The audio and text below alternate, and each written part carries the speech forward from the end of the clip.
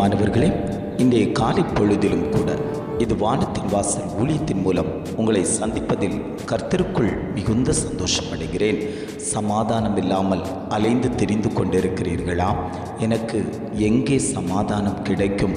நான் அநேக இடத்துல போய் இருக்கிறேன், தேவ சமூகத்தில் காத்து கிடக்கிறேன். ஆனாலும் என்னுடைய வாழ்க்கையில், என் பிள்ளைகளுடைய வாழ்க்கையில், என் புருஷனாருடைய காரியத்தில் ஒரு சமாதானமும் இல்லாமல் அலைந்து திரிந்தது போல் காணப்பட்டு கிடக்கிறதே.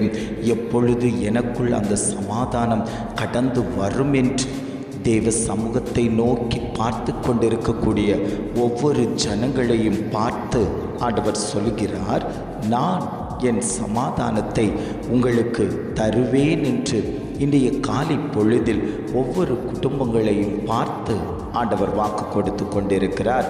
இன்றைய காலை பொழுதிலும் கூட ஆண்டவர் நமக்கு தரக்கூடிய நல்ல வார்த்தை என்னவென்றால், யோவான் 14ஆம் அதிகாரம் 27ஆம் வசனம் இவ்வாறாக சொல்லுகிறது, சமாதானத்தை உங்களுக்கு வைத்து போகிறேன், என்னுடைய சமாதானத்தையே உங்களுக்கு கொடுக்கிறேன். வசனம் இவ்வாறாக சொல்லுகிறது, சமாதானத்தை உங்களுக்கு வைத்து போகிறேன், என்னுடைய சமாதானத்தையே உங்களுக்கு கொடுக்கிறேன்.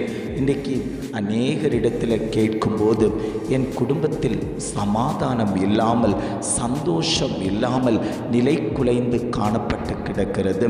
குடும்பங்களுக்குள் சத்துருவானவன் எழும்பி பிரச்சனைகளை உண்டு பண்ணி கொண்டிருக்கிறான். குடும்பங்களை எழும்ப விடாதபடிக்கு, வாழ விடாதபடிக்கு பிரச்சனைக்குள் அகப்படுத்தி, பிரச்சனையை உண்டு பண்ணி, பிரச்சனையை விரிவுபடுத்தி அழகு பார்த்து கொண்டிருக்கக்கூடிய சத்துருக்களின் கிரியைகளை நான் முறியடிப்பேன் என்று இன்றைய காலை பொழுதில் ஒவ்வொரு குடும்பங்களையும் பார்த்து ஆண்டவர் வாக்கு கொடுத்து கொண்டிருக்கிறார்.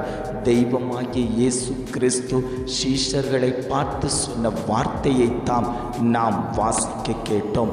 சமாதானத்தையே நான் உங்களுக்கு வைத்து போகிறேன், என்னுடைய சமாதானத்தையே நான் உங்களுக்கு கொடுக்கிறேன். உலகம் கொடுக்கிற சமாதானம் அல்ல இது, நான் கொடுக்கிறது உங்கள் இருதயம் கலங்காமலும் பயப்படாமலும் இருப்பதாக என்று ஆண்டவர் சீஷர்களிடத்தில் சொன்னார்.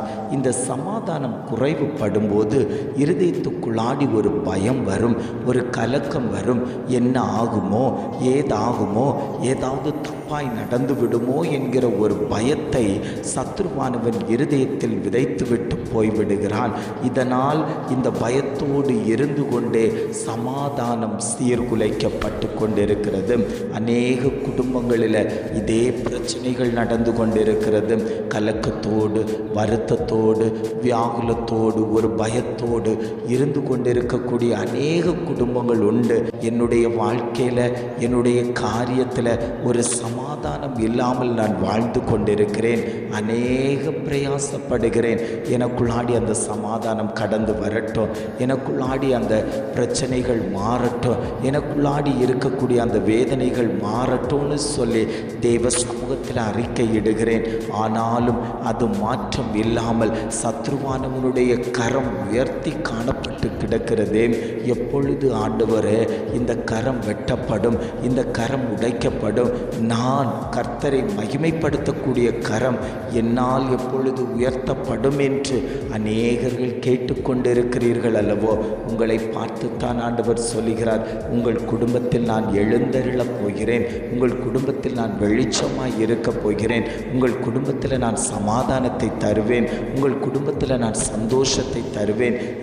ஏது காரியங்களில் நீங்கள் பயப்பட்டு கொண்டிருக்கிறீர்களோ அந்தந்த காரியங்களில் நான் ஜெயத்தை தருவேன் என்று ஆவியானவர் வாக்கு கொடுத்து கொண்டிருக்கிறார். உங்களிடத்தில் இருக்கக்கூடிய பயம் மாற்றப்படும், உங்களிடத்தில் இருக்கக்கூடிய கலக்கம் மாற்றப்படும்.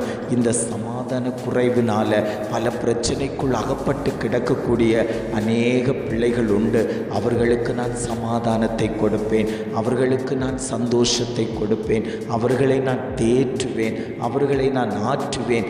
அவர்கள் இனி விழுந்து போனவர்கள் அல்ல, அவர்கள் எழுந்து நிமிர்ந்து நிற்பார்கள். சத்ருவை எதிர்க்கக்கூடிய வல்லமை அவர்களிடத்துக்கு நான் கொடுப்பேன். அவர்களை நான் எடுத்து பயன்படுத்துவேன், அவர்களை நான் பிரயோஜனப்படுத்துவேன். அவர்களை நீ எடுக்கப்பட்டவர்கள் அல்ல. நீ சமாதானம் இல்லாமல் அலைந்து திரிந்து உன் சிந்தனையில் ஒரு மாற்றம், உன் செயலில் ஒரு மாற்றம், உன்னையே நீ பைத்தியக்காரனை போல ஆக்கி கொண்டு அங்கும் இங்குமாய் அலைந்து திரிந்து கொண்டு இருக்கக்கூடிய இந்த அனுபவங்களை மாற்றி தேவனோடு உறவாடக்கூடிய அந்த அனுபவத்தை நான் உனக்கு தருவேன் என்று இன்றைய காலை பொழுதில் ஒவ்வொரு குடும்பங்களையும் பார்த்து ஆண்டவர் வாக்கு கொடுத்து கொண்டிருக்கிறார்.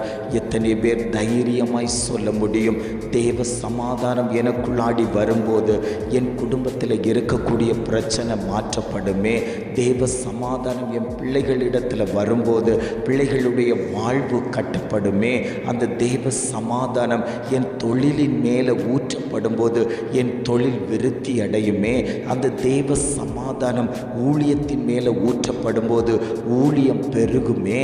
எத்தனை பேர் சொல்ல முடியும், எனக்குள்ளாடி மனுஷன் கொடுக்கக்கூடிய சமாதானம் வேண்டாம், மற்ற உறவுகள் கொடுக்கக்கூடிய சமாதானம் வேண்டாம், நண்பர்கள் கொடுக்கக்கூடிய சமாதானம் வேண்டாம், என் தேவன் என்னோடு கூட இருந்து அவருடைய சமாதானத்தை எனக்கு கொடுப்பாரேயானால் என் வாழ்வில் ஒரு மேன்மை அடையுமே, என் வாழ்வில் சத்துரு நெருங்க மாட்டானே, என் வாழ்வை ரெண்டகம் பண்ண மாட்டானே, என் குடும்பத்துக்குள் இருள் இருக்காதே, என் புருஷனாருடைய வாழ்வு மேன்மையாய் இருக்குமே, என் பிள்ளைகளுடைய வாழ்வு மேன்மையாய் இருக்குமே என்று எத்தனை பேர் கேட்டுக்கொள்கிறீர்களோ அத்தனை பேருக்கும் ஆண்டவர் சொல்லுகிறார், என்னுடைய சமாதானத்தை நான் உங்களுக்கு கொடுப்பேன் என்று வாக்கு கொடுத்தவர் நிச்சயமாகவே உங்களுக்கு அதை கொடுத்து உங்களை சந்தோஷப்படுத்தி உங்களை திருப்தியாய் நடத்தக்கூடிய தகப்பன் இன்றைக்கு காலை பொழுதில் உங்களோடு கூட அவர் பேசிக்கொண்டிருக்கிறார்.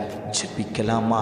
அன்பின் பரலோக பிதாவே, இந்த காலை பொழுதுக்காக நாங்கள் உம்மை துதிக்கிறோம், ஸ்தோத்தரிக்கிறோம் ஆண்டவரே. இந்த காலை பொழுதிலும் கூட ஆண்டவர் எங்களுக்கு தந்த அழகான வார்த்தைகளுக்காக நாங்கள் உமக்கு நன்றி செலுத்துகிறோம் ஆண்டவரே.